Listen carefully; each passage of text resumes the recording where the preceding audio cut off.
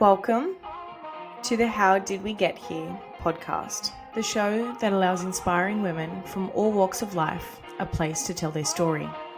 Follow along every fortnight as we chat about each woman's challenges, life lessons, and words of wisdom that they have picked up along the way. Everything that has led them to being right here and right now. I'm your host, Jess, and from wherever you are in the world, I hope the story you hear today makes you smile, laugh, and maybe even cry a little. I hope it inspires you and fills your cup up just a little bit more, because in this day and age, inspiration and stories are always worth sharing. So grab a coffee or a tea and settle in for today's episode. And welcome back to the How Did We Get Here podcast. Thank you all for joining us on today's episode. I think we're up to episode 15 or 16. It depends if you're listening on Spotify or if you're watching on YouTube, because some of them uploaded out of order, which is a bit annoying. But welcome back, everyone. Our second episode since I came back from overseas, and I apologize again for the delay last time. But today I am very, very excited to welcome my guest, Bec. Thank you so much for joining me. Oh my God, thank you so much for having me. It was actually such a random perchance that Bec and I saw each other a couple of weeks ago at the gym, and I was too nervous to come and say hi because we'd followed each other for a very long time on Instagram, and we sort of know of each other through fitness and the competing world and all of that. And then, yeah, we just got to talking and I was like, hey, do you want to be a guest on my podcast? So this is how we're here right now, which is great. So welcome. Thank you. It's totally nuts to me. Like, I was like, that sounds like a fun time and I'd love to support you, but I don't know what I have to say or what people want to hear, but I'm here for it. So thank you for asking me. Honestly, it's just an opportunity for you to just tell us your story and tell us a little bit more about you and how everything that's sort of coming to your life and things that you've experienced, lessons that you've learned that have practically shaped you into who you are today. So to sort of start our episode, if you were to summarize yourself as a person, how would you do that without saying what you do for work? That's a very, very good question. I guess I would start off by saying, well, one, I'm in my mid-30s now. I grew up in a small rural remote community in Tasmania. I traveled a lot. I've now moved and I now reside in Queensland. I'm just someone who I guess is always looking for a challenge and always looking for what's next. I'm someone who's heavily driven by my biggest fear, which is stagnation. So whenever I feel like I'm repeating life or, repeating seasons, it's time to change. It's time to reevaluate. I reflect a lot and that just drives me moving forward. So what star sign are you? I am Aries. Oh, okay. That makes a lot of sense. I'm a Scorpio, but I very much resonate with what you were just saying about once you sort of start to feel like you're stagnating, whether that's like in your environment, in life, or sort of anything like that, you're just like, okay, what's the next thing? What's the next thing that I can work towards? Yeah. I really love that about you. That's fantastic. That's good. Well, okay. What would be some describing words that you would use to describe yourself as a human? I think I would say that I'm highly motivated. I would say determined, sometimes stubborn, but more. Let's go with determined. I am very empathetic, very loving. I've got a lot of love to give and a lot of love to receive, and I'm very welcoming of that.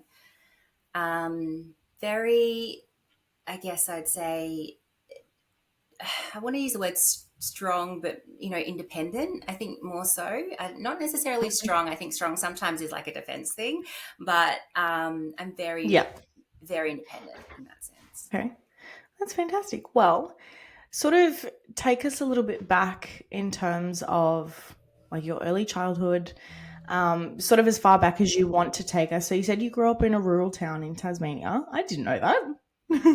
So any sort of defining moments for you during your adolescence, during your childhood and your teenage years that have sort of defined pinpoint moments throughout your early life that have sort of shaped your values in terms of your determination, your work ethic, your independence? So where has that sort of stemmed from? Okay. So going back to childhood, growing up in Tasmania, as I said, it's a very small community and very isolated too. So there wasn't a lot of opportunities. It's very Mm-hmm. easy when I think back to those moments to feel, that kind of, I don't want to generalize here, but that kind of small mind sort of community. Sometimes you can Yeah. think that the world is a little bit too big and a little bit too scary, and you don't tend to step outside what you're comfortable with. So I grew up with Mm-hmm. that kind of mindset. I don't know what the switch was for me, but I kind of looked at that and I did everything to prove that I can do things. I was always someone who would always write down goals that I'd like to achieve within the year. And then I'd reflect back either at the end of the year or once I've done it, and just tick it off and just get a lot of Yep. satisfaction from that. I'm someone who's always Mm-hmm. wanted to just do something because I never thought I could, or I didn't think it was achievable. So growing up in a really small community, I kind of, yeah, like I said, I kind of thought the world was a little bit too big and scary, and then in turn made me challenge that. And I just wanted to achieve everything that I can, just so I could say I've been there, done that, ticked it off my list. And that was enough, Yep. I guess, motivation for me, and kind of led me to where I am now. So super Mm-hmm. grateful for that. But yeah, I feel like I went through a bit of a if I was to summarize my life, it's almost living in two different people, like someone who was shy, reserved, super scared of the world, to someone who's Mm-hmm. challenged that to where I am now, who sometimes I feel like I'm still driven by her. But Mm. I feel like I'm a completely different person at the same time. Does that make sense? Yeah, of course, Yeah. definitely. Well, then, what were you like throughout your teenage years at high school, and when did you move from Tasmania? When did you leave? So high school years, again, this sounds like, okay, so I'm going to jump to something deep here. So I always felt, it sounds really sad when I say it out loud, but I always felt like I was just a room filler. I didn't really add much value. I didn't have much of a voice. I didn't speak much. I used to just, what is it, fly under the radar, whatever that sort of term is. Yeah, I just used to yeah. just cruise along and then pop Just out and cruise have done through. something. Yep. And people were like, whoa, where Mm. did you come from? Where did you do that? When did you even prep for that? Do you know what I mean? Like, I always used to be someone who would just do something so under the radar because I always stood out no matter what I did. Like, I was probably, we were the only dark children, which isn't much Yep. of an issue now, but growing up where we did, we were the only kind of dark kids. So no matter what you did, you'd always stood out. So I always acted quite small because we were always the different people. Does that make sense? Yeah, of course. So high school was very much like that. Again, I was always someone who would be motivated to do stuff, but I wouldn't tell anyone about it. I would just wait till it was done because I think I didn't deep down believe I could do it or I could achieve it. So I wanted to wait till it was done before I actually was like, oh, it's done now. This I is what I did. Yeah. wouldn't announce to anyone what I was doing before I've done it. So Mm-hmm. that's kind of like what my high school was like. And then I kind of I went to uni down in Tassie, studied my Bachelor of Nursing, and I used that as a way out. For me, was a ticket to have some sort of stability and something safe to fall back on, so I could just go travel the world, come back Yeah. home, find a job, easy. Like that's why I chose nursing, Yep. and Mm-hmm. still kind of carried on in that kind of career. Slight side steps here and there, but I've always used it as a safe avenue to fall back on, I suppose, so I can Yeah. one Yep. fund my life, as opposed to work being everything to me, if that makes sense. Yeah, Yeah. definitely. So where did you end up traveling? Like after you finished at uni? Yes, yeah. So finished uni, I worked casually, saved some money, and then basically went to Italy for 3 months. Oh Basically my lived there for god. a bit, yeah. And because I'm very lucky, like I've got family there, so I'm half Italian. So I would Mm-hmm. stay with my family, and then just book random trips around, and just had the best time. I wasn't afraid to travel by myself. As much as I That's say amazing. I used to be very shy and reserved and wouldn't step outside my comfort zone, I think I just like I said, I do it to prove that I can. And so it Yeah. never stopped me from traveling, thankfully, because I grew so much from those experiences. Yeah, absolutely. I think solo travel is so, so important. What do you think was the biggest thing? Not just like you're learning about your independence in terms of being able to travel alone. What was probably one of the other biggest takeaways that you got from living in Yeah. Italy for 3 months? Again, the world is not as big as we think it is. The Mm. world is actually so small, and I think it just sort of proved to me, like when I think back, growing back in Tassie, the fact if people went to the Gold Coast, like that was a big deal. If you even went there, you know Yeah. what I mean, or Hmm. traveling down to Launceston or Hobart, that's a big deal. So I guess jumping on an aeroplane, I'm like, dude, the world is so small that you just need to give yourself permission to do something, and it's not that hard. So I think Yeah. that's what I took away from it, is you literally could do anything. You just need to get out of your own way, get out of your own head, and just book it. Yes. The I rest was will just about to say follow. that. Just get out of your head. Just do it. Just Mm, try it. Because you never know until you actually do it. yeah, yeah. Yeah, I felt the same way. I solo traveled for the first time last year.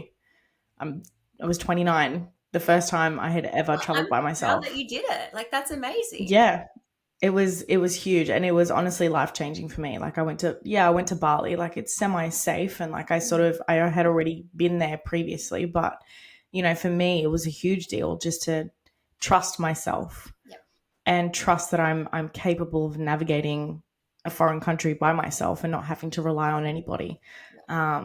So yeah, I think So that's a liberating. valuable lesson. Yeah, Yeah. absolutely. You had no one to report to. You didn't need to sort of check in with anyone. You could do Mm. whatever the hell you want. It's great.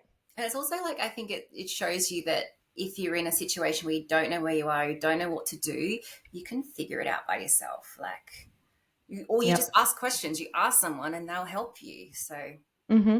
yeah. Oh, I always ask for directions. I am I am the most geographically impaired person you will ever meet. I need maps on constantly. Uh-huh. Uh-huh. Oh my goodness. Okay. Do you go anywhere else other than Italy? I mean, whilst that, because we're so lucky when you're in Europe, you can easily scoot to Just get a train. 100%. Like, I It's think, so wild. I know they're so lucky over there. They just don't understand how good they've got it. Like, I think I paid €9 and went to Paris for a weekend. Went to Scotland. Oh, I didn't go to Scotland. I went to the UK, in London, and it was like €18. Like, that's nuts. So What? yeah, That's crazy. I know. That's amazing. Yeah. So All yeah, right. I so need to that was I guess, the biggest trip I've done. And then thereafter, I would always make it a goal to go to two countries every year. So that's always something I've maintained up until my 30s, until my little son came along. It's a little bit Oh, different. yeah, that's fair. That's completely fair. I think traveling with kids or even just a child is very, very difficult. Very hard Yeah. would be. Okay, so then you traveled, learned a little bit more about yourself, came back to Tasmania, and then what? At this point, I think I actually, maybe it was before, I can't remember the timeline, but I ended up moving to Sydney. I wanted to Mm-hmm. move out of Tassie and just start afresh. I didn't know anyone. And I got a job there, working at RPA Hospital. So I was there for about 2 years. I think going Mm-hmm. from Tassie to Sydney is an incredible jump. And it Yeah. just never quite felt like home. So Mm-hmm. I had a fun time. That's when I first started to get into the fitness scene. So this was back in like 2012, 2013, I think, back in the Mm-hmm. A&B, INBA, natural federations and stuff, was like, Yep. they were quite Huge. prominent. Yeah. And Yep. the whole competing scene wasn't a big thing. So I did Mm-hmm. it again. It was more like I kind of got pushed into it. And at first I Mm-hmm. was like, absolutely not.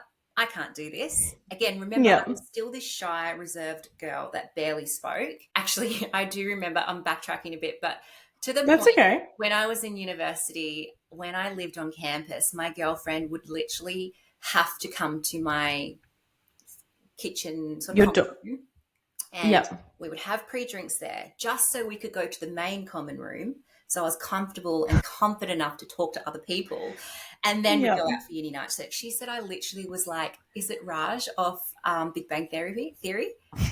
Yes, I was literally like Raj. Like I just would not speak. I was so shy and just so Yeah. awkward. And then it was like this like personality would come out, and I'd be all confident and I'd talk to people, and then they'd be like, Mm-hmm. "Hey," back the next day, and I'd be like, "Hey," like this shy little Hey, girl. don't look. Um, I don't know how I got You on just off on that tangent. Actually, you needed to do the little groundwork for yourself before you could go out. That's but fair. That's so fun. every uni night, like every uni night, Scary. yeah. Yeah. Anyway, Oh um, my gosh. I think, wait, going back to the bodybuilding A and oh yeah, B sort of scene, I think that's where I first saw you. I don't know if it's because I saw you compete in person. uh-huh. Was it A and B that you used to compete with? Hmm. Yeah, me too. So that was when I first started when I was 21 back in the day. Oh, And so young back then. Oh my God. I know, baby. Um, I think that's where I first found you on Instagram, or it was through their socials or something like that. And ever since then, I had just been following you. Oh, that's sweet. Yeah. Yeah.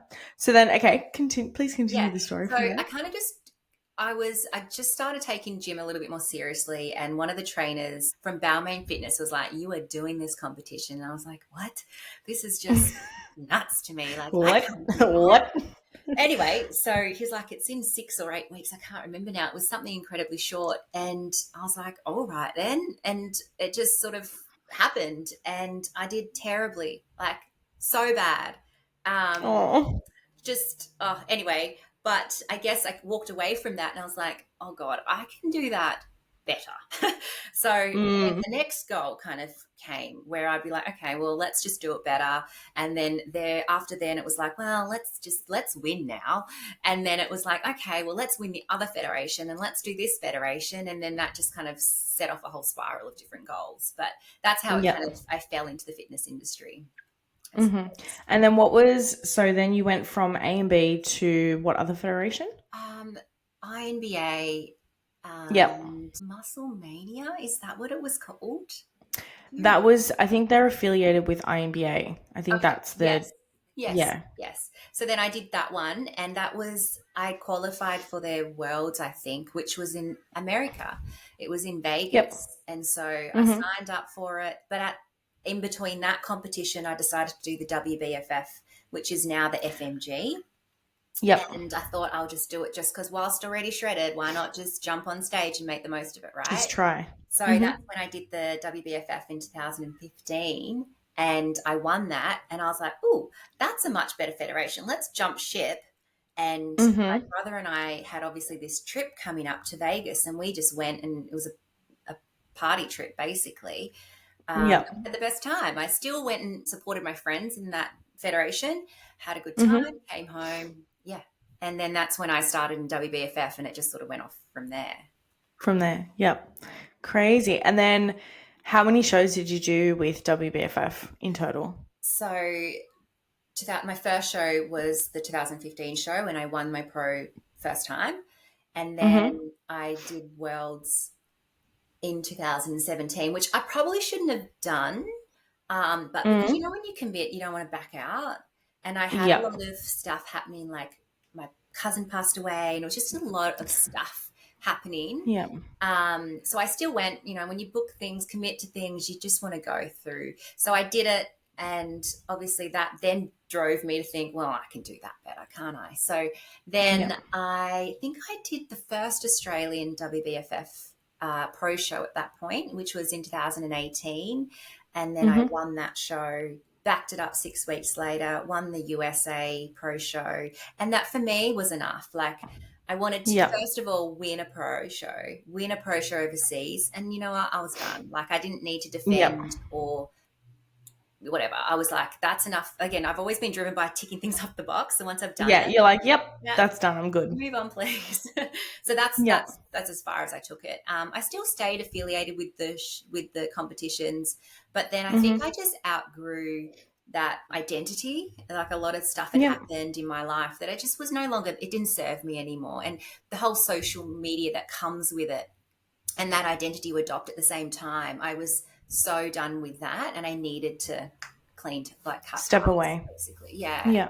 Yeah, that's so fair. And then I think that's a really big, not issue, but it's a big component of the Mm, industry in and of itself. Like I'm very deep in it now in terms of like my business and what I do and in terms like that. But mm, I feel as though if you've gotten to a point in your life where all of these things that you're doing are serving you in the ways that you need it to, it's sort of secondary in a way. Like it doesn't matter as much as what it used to. So then competing, were you still working as a nurse I during that time? Yes, yeah. Mm-hmm. But like I said, I've back then up until like the last couple of years, like work. What's the saying? I worked to live rather than live to work type of thing. Like I just worked to fund my lifestyle, to still travel around, have a good time. So I was Mm-hmm. still working throughout it, which was obviously a challenge, like with the shift work and stuff. But I did end up like dropping down to part time just when I guess the competing became a bit more serious, and I wanted to give it all that I could. Mm-hmm. But yeah, still nursing. So in terms of, we know the reasons why you got into nursing in terms of stability and work and things like that, but was there ever like that real passion to want to do nursing, or was it like this is good, this is stable, this is, what I can do Uh-huh. long term? Yeah.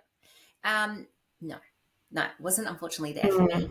Mm-hmm. I think I've just always struggled to know what it is I want to do with my life and to make a career out of it. So, yes, I've always progressed and moved into different roles, whether it's a clinical nurse, acting manager roles, and all that stuff. So, I've still progressed within it. So, it's given me different sort of satisfaction.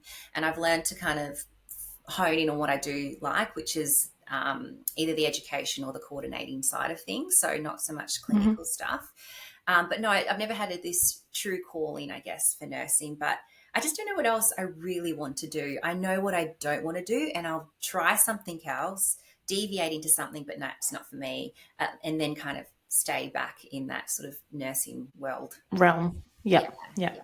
So then, okay, where are you now in terms of your career? So what sort of aspect are you in at the moment? Career wise, it's so funny, and I love talking about women and careers. I've never been a Mm, big career woman or a big boss lady. Like, it's not something I've aspired to be. But when you switch and realize that no one's going to save you, that you need to be able, you can provide the life that you want for yourself and your family, then there was a switch that kind of flicked for me, I guess, particularly in the last year and a half. And mm-hmm. that was really came on from I guess I've been through a divorce and stuff before, so I've married, Mm-hmm. divorced, done all that, and realized that I create the life I want. And I started having more conversations with women about what they get paid, what do they do, having open conversations about finances. And I never Mm-hmm. really had that before, which made me question where I was at in life and realizing that I want that. I want to be a rich woman. I want to be able to have Yeah. this beautiful life for myself and my son. So I Mm-hmm. kind of, I guess, use that, quit my job. I didn't have a job to fall back on, went overseas, traveled for a bit and came back, started again, moved into med sales for a little bit, quit that, wasn't for me, wasn't for like, it's not good for a single mum, by the way. When Yep. you have to be in a hospital at some stupid hour, it's too difficult. And then I've No way. now fortunately moved into a really good position financially, also career growth wise. I'm very, very lucky where I am at the moment. But it wouldn't have happened if we hadn't had conversations about how much we earn and, just being more Mm. open about these things. Absolutely. I think there's a lot of sort of stigma around women not being financially smart or not really sort of like asking the right questions to sort of get what they want financially as well. Like before I started my business and before I started working for myself, I was a high school teacher. So all of my finances, Really? Didn't everything know to that. do, yeah, yeah. So everything to do with my finances and what I got paid was through the Department of Education. It was a tier system. You get paid based on your accreditation and how many years you work, if you're a casual, if you're full time, part time, whatever. And I was always just like, oh, yeah, this is comfortable. This is fine. This is okay. And then it wasn't until obviously I left teaching and I started working for my first boss, who was my coach at the time. Then I had to make a decision to start my own business. And I was petrified to make that leap because I was like, I don't have any fallback. If I leave the stability of teaching, I have nothing else to fall back onto. And at the time I was married, And, you know, he was very supportive, and, you know, he was just like, bet on yourself, do what you want to do. You know, this is your career, this is your goal, this is what you want to do. I was very thankful at the time that he was extremely supportive in that sense. And then, you know, it's now 3 years later, and I'm in a position now where I never thought my business would be, in terms of me taking control of my income, learning how to generate more income for myself, how to sort of get my client leads and things like that, and things that work in terms of, you know, if I want to go away on holidays for 10 days to New Zealand, I can do that because I can work all online, you know, and I never, ever, ever thought that I would be in a position to be able to do that in my life. Yay, I'm Ever. so glad to hear that. That's great. Thank you. And even on that note, I always used to say that I was so dumb with money. Like I quit math in year 10. I didn't do it for year 11 and year 12 because I was like, I can't do it. Numbers and me don't mix. But now I find that I think that comes with age and maturity and sort of understanding how the world works and how numbers really work. I'm now in a position where I find that, okay, I can understand the math side of things of finance that I never thought I would have in the past. And I'm very thankful for my brain and for my ability to be able to do that now. So it's good. Yeah. I never thought I would be a career woman either. I just think you just go through a stage, especially as women, and we're conditioned to know or think that someone's going to come save us. We're going to find a partner or a man, typically, that he will be the one who provide for us. And I mean, I'm not saying that I still don't want that, but I can do that by myself. Like it's been such I don't know, it's just that different level of accountability, a different level of taking action. Yeah, it's been a wild couple of years, honestly. Speaking of again, waiting for someone to come save us, what makes me laugh because I I grew up in the west coast of Tassie. Like we're pretty rough down there. I grew up with utes and driving utes and doing just cool shit. And for some reason, again, I think subconsciously, I thought I would eventually find another partner who would have a ute or some sort of adventure car. And I think a couple of years later, I'm like, oh, that guy's not coming. He is not coming to save me. So tell me you got yourself a ute. I got myself a ute, and yeah, we you love did. the shit out of our ute. Yeah. That's we so go good. camping whenever we want. We chuck it in the tray, and oh god, it's so good. But yeah, that's fantastic. I love that. And it's also like, no, you don't need to wait for a man to come and give you that car or have that car. Like you've put yourself in that position where you can do that yourself. And I think that is so empowering and so amazing. And I think it's also a testament to the fact that if a partner's coming into your life and the only real sort of positive that they can really give to you is financial freedom, is that really someone that you want to be with? Like there's so much more to a partner than just having the opportunity to be like, here, let me throw some money at you. You're going to be happy now. Yeah. No, fuck that. Yeah. Absolutely not. You bought yourself a ute. I still have my little Mazda. I love my Mazda. Well, I got a Mazda too, but it's a bit bigger. Fair. Yeah. So fair. Okay, well, we've sort of gone a little bit more through your adolescence and your childhood in terms of, you know, studying and your career changes and things like that. What about, so you said your family is from Italy. What other parts of the world is your family from? Yeah, so dad is Italian. So I've got all his family, my aunties, uncles, cousins are all still there. And my mum's side is all from Philippines. So I only have a brother and a cousin in Australia. So oh my everyone's goodness. still away, you know, so far away. Are you close with your brother? Yes. Yes, we are. We're the type of close that when we're together, we could just chat. And if we have a couple of drinks, oh God, we'd be like, I love you so much, you know. But not necessarily when we speak to him. When I call him on the phone, I'm relatively chatty. When I call him on the phone, it's like, yeah, I'm good. I'm like, okay, great, good for you.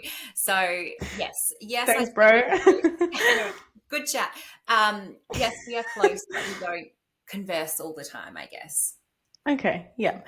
Is he in Queensland? Like, where is he based? He's still in Tassie. He's still down West Oh my Coast. god. Yeah, Oh, which is a shame because it's so okay. far away. So far away. It is so far. My Yeah, goodness, I've never been to Tasmania. That's it's somewhere I beautiful. would. Yeah, I would love to go and visit. Mm.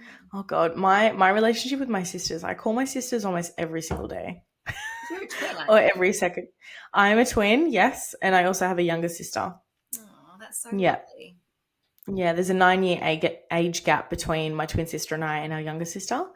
Mm. Um, Obviously, growing up, the age gap was a lot more noticeable and a lot more annoying when we were younger. But now, she's 21, I'm 30. Like, it's fantastic. She's amazing. Yeah, and I think I owe a lot to our relationship in terms of helping to shape her into the amazing, beautiful young woman that she is today. And I take a lot of pride in that. Yeah. Well, she's very lucky to A have lot. you to guide her. Like, how good is it to Hmm. have someone who's like, has been through what you've been through, but in a relatable sense. It's different from if your mum's telling you these life stories and lessons, but if it's your sister, it's a little bit different. So she's, yeah, very lucky to have you. Exactly. And the fact that my twin sister and I are practically polar opposites of each other. So she's the sister that you go to for like calm, sweet, soft advice. And I'm the one who's like, yeah, cool. Shoot first, ask questions later. So it's good. But yeah, I think, I don't know, I think having a sibling sort of teaches you a lot about life.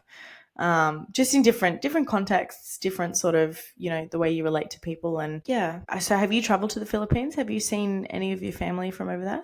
Yes, I have been three, four times, more in my Mm-hmm. 20s. I think I have more of a pull towards the Italian family. Mm-hmm. And especially because my mum's not here anymore. So I would often go home with my mum.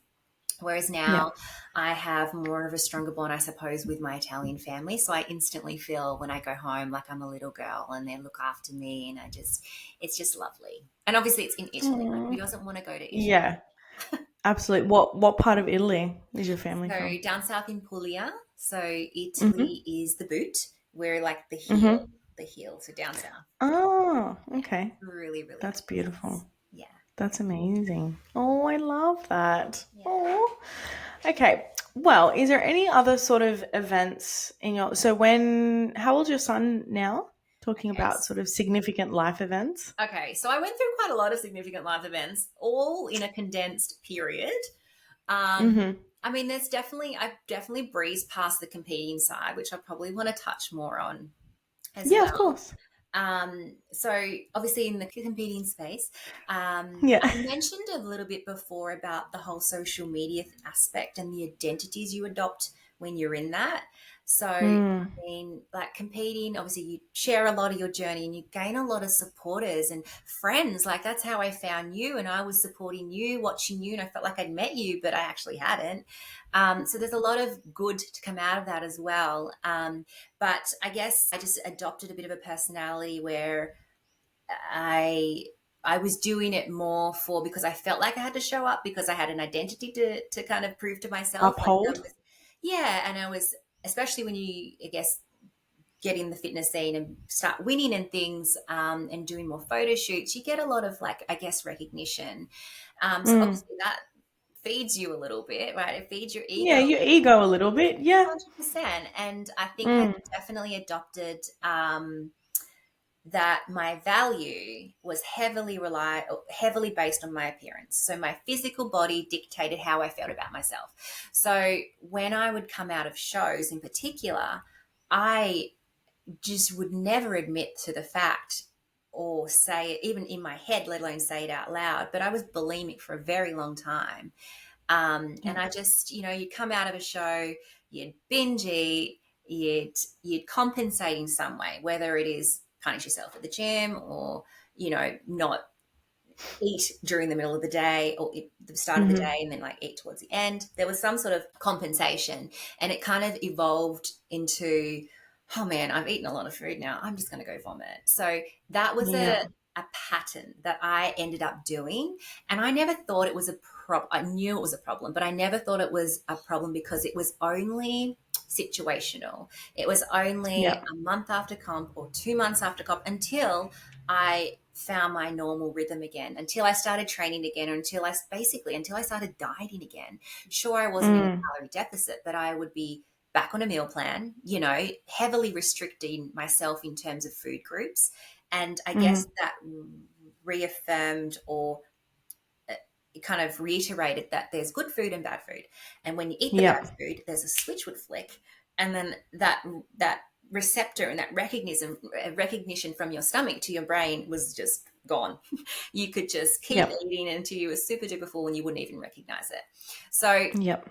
hence why I think, yeah, when I said I really needed to like cut that identity, it didn't serve me anymore because that was a lot what was going on behind the scenes. And I spoke Yeah. openly about it from time to time on socials. I remember writing, it's like one of my Instagram posts and it's highlighted to pinned to the top. So I love that I keep that there because it is such a beautiful message for other people to Reminder. see and a reminder of where I've come from as well.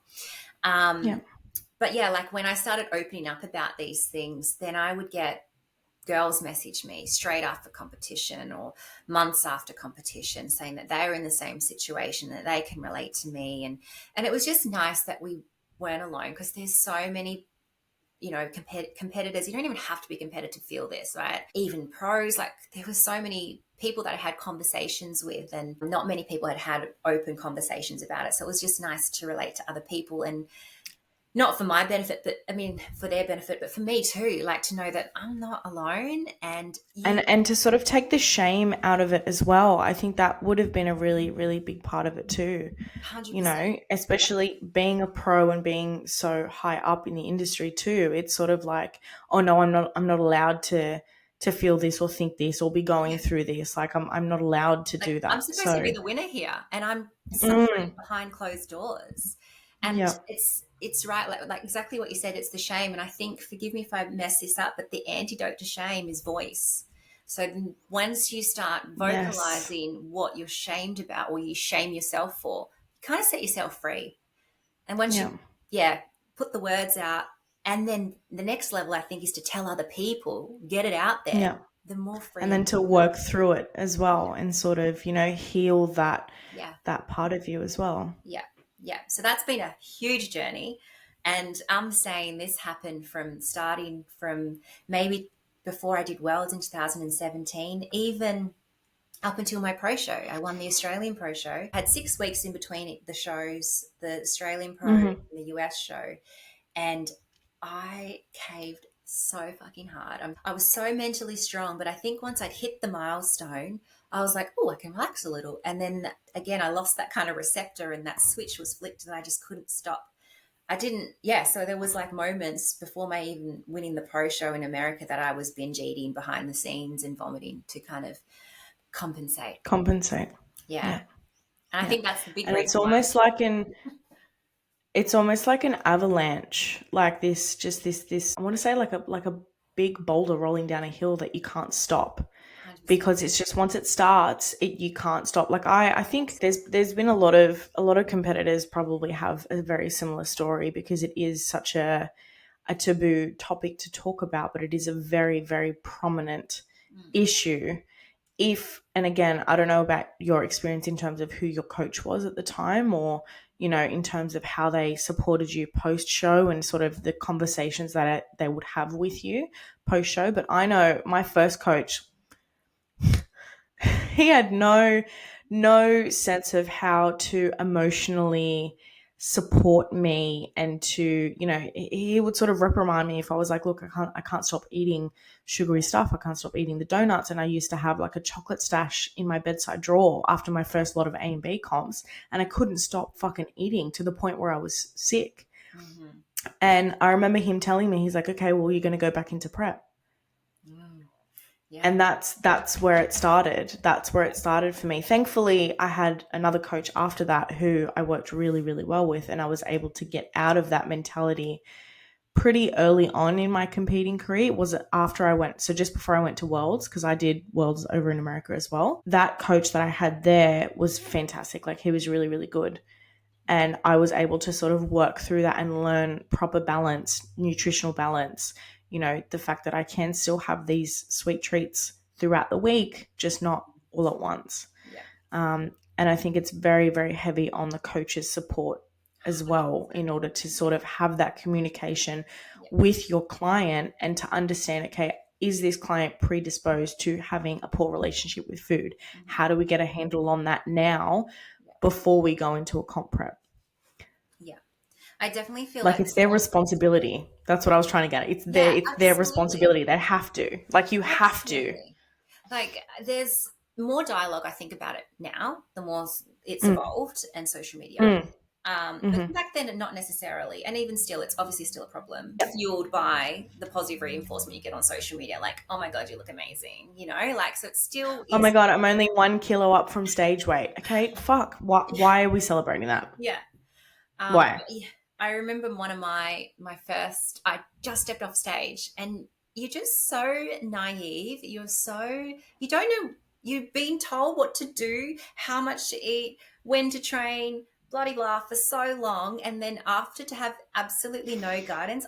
I remember my coach said to me. I remember after it was after the competition. I said to her, "What do I eat now?" This is literally the night of, and she goes, "Whatever you want. You can do whatever you want." And so I was like, okay, I will do whatever I want. And then What? I remember that Yeah. night, I was like, why can't I put the bread roll down? Jesus. Anyway, but yeah, coaching after competition, dialogue after competition, support is so important. And like I said, fortunately it's gotten a lot better, but it's still there.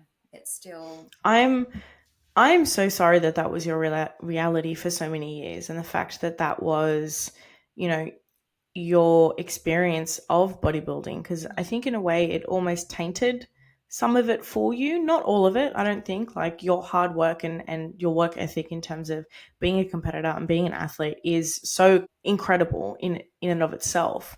But it's almost like, I don't know, if you would have had the support and the guidance and just someone to be your voice of reason during that time to educate you, I think potentially your view of competing and social media might have been a little bit different, which is so sad. And I'm sorry that that was your experience and what you were living through for so long.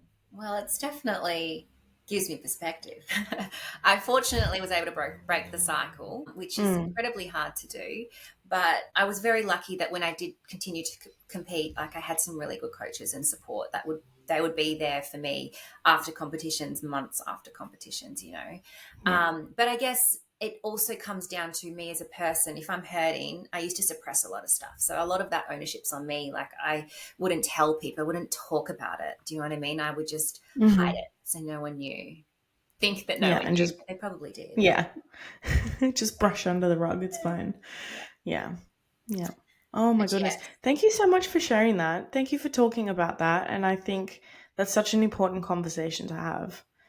So thank you. I really appreciate you opening up about that too. that's fine. Like I said, once you take ownership and voice all the things, it doesn't weigh on me anymore.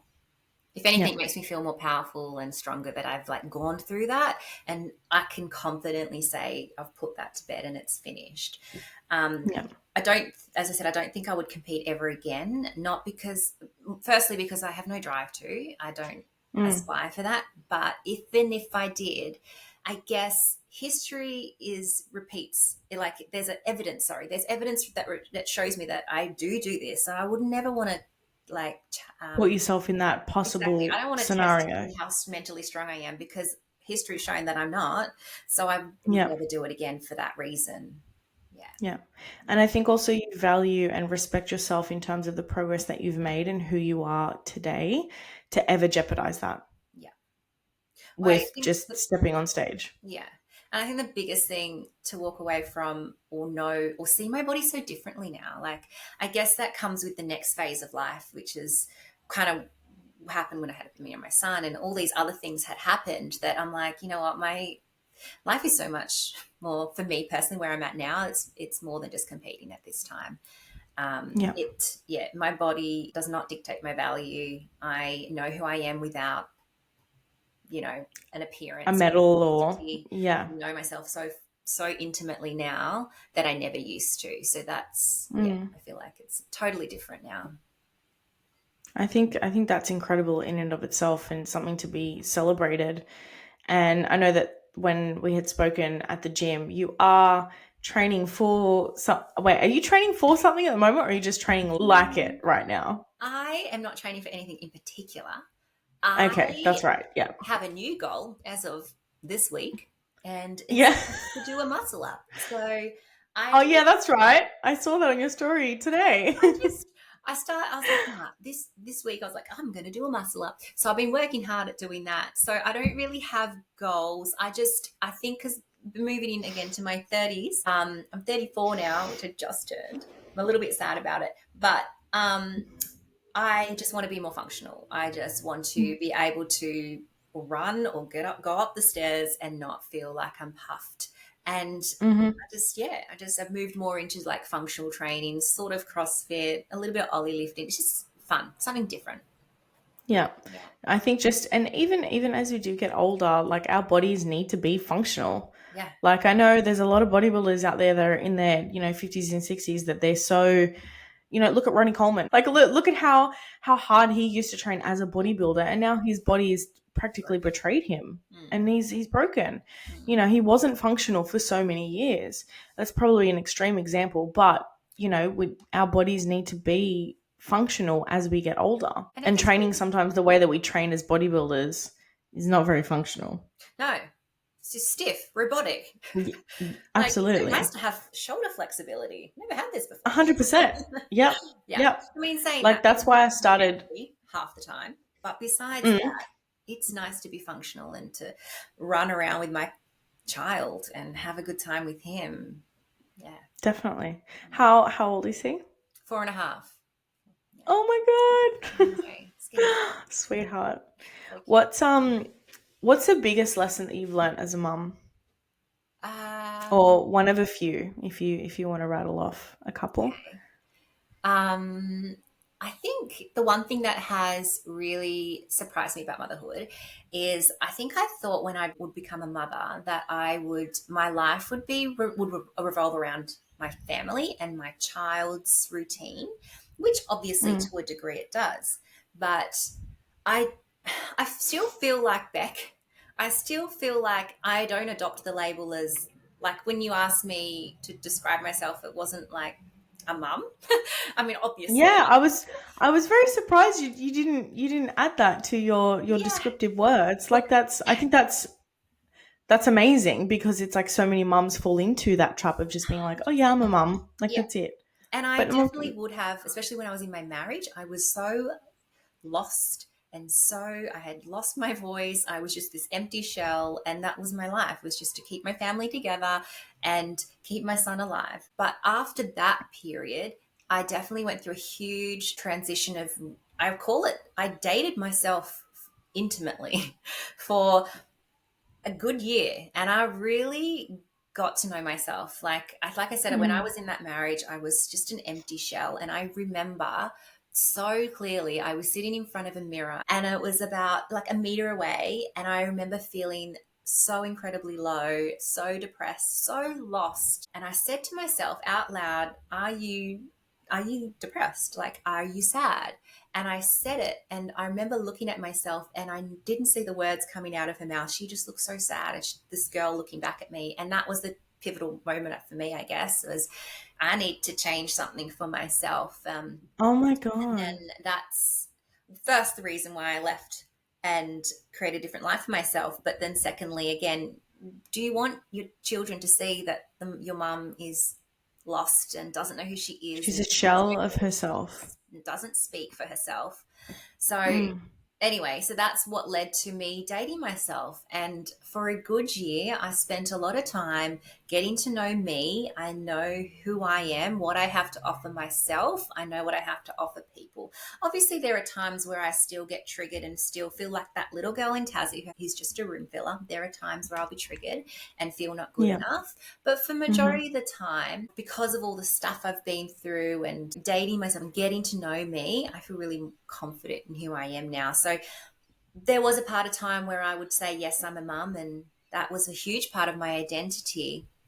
Again, this is a bit of a tangent, but now I obviously still am that mother, and I'm probably the best mum that I know. But he just joins me, and that's what the biggest thing that I learned from becoming a mum is that I still live my life. He is malleable. He just loves to be with me. He will just she's just joined to my hip, and we just do shit together. Yeah. Like, He's you know, just your little bestie. oh, he is my little bestie, and he just loves Yeah. the shit out of me. And Mm. we've still go to the gym together. We still go camping and on adventures together. He's been overseas twice in his life. Like we still do the same thing. So we're very fortunate. I've not really lost myself too much in the motherhood, but it would have been different, I think, if I was still in that marriage, 100%. Yeah. Yeah. But that's Wow, that's amazing. Well, then what would be your piece of advice to new mums? I think I know it's so hard to carve time out for yourself, but when you do get that time to really think about what you want, like choose an Mm. activity that reminds you of Jess. What reminds you of you? Do that. Yeah. Something that, again, it's not about other people, because sometimes when we have free time, I am thinking about how I can clean the house or how I can get something ready for our For time. him. But it's not. Yeah. It's not for him. I mean, it's not for me. It's for us. That's not really Yeah. putting time into me. So I think it's probably not the best advice, but if that makes sense, it's just trying to Absolutely. remind you what made you you before your child came, and try to hold on to that and evolve with that. Yeah. That's a beautiful piece of advice. That's fantastic. And I think that's extremely important too, because yeah, I could never I'm not a mum, so I can't give my own personal opinion, but I do feel as though a lot of my friends who are mums could definitely resonate with that, because it's hard to sort of maintain your sense of self Yeah, outside of just becoming so easily swallowed by the identity of just being mum. yeah. Like, you are you even before you had your child. So, try and hold on to that, like you said, as best as you can for And as long even as you like can. activities that Finn and I do, like it's all stuff I want to do. I love Mm. camping, so we've just integrated that into our free time together, and it still ticks the box Hmm. that I want to achieve. You know what I Hmm. mean? Like, Yeah. I don't know if that makes sense, but No, it does. That definitely makes sense. That's so good. Well, we're going to sort of wrap up very, very soon, but I just wanted to sort of end our episode with two more questions. My one would be, if you could write a list of things in life that bring you the most joy, what would they be? oh my god, there's like simple things Yeah, like little things. like home. I love my home. I love Yeah. my couch. I I love love my couch. oh my god. I love routine. I love waking up to a glass of water. I like flowers. I like fresh Oh, air, like sun. If you are feeling down and saddy, get outside. It'll change your mood get instantly. that vitamin D. Get Yeah. some vitamin D. Get some fresh air. Laughter, your best friends, people that Hmm. just bring out where you feel like you can be yourself. Like, I know I just met you, but instantly when I met you, I was like, this is someone I can just be myself. And she's accepting me as I am. And I think we need to be surrounded by people like that and gravitate and stay with people like that. So that's definitely a Absolutely. number one in life. Like, be around people who make you feel like you are perfect as you are. Yeah. And people that love and support exactly who you are and don't try to change you Yeah. in any way. Yeah.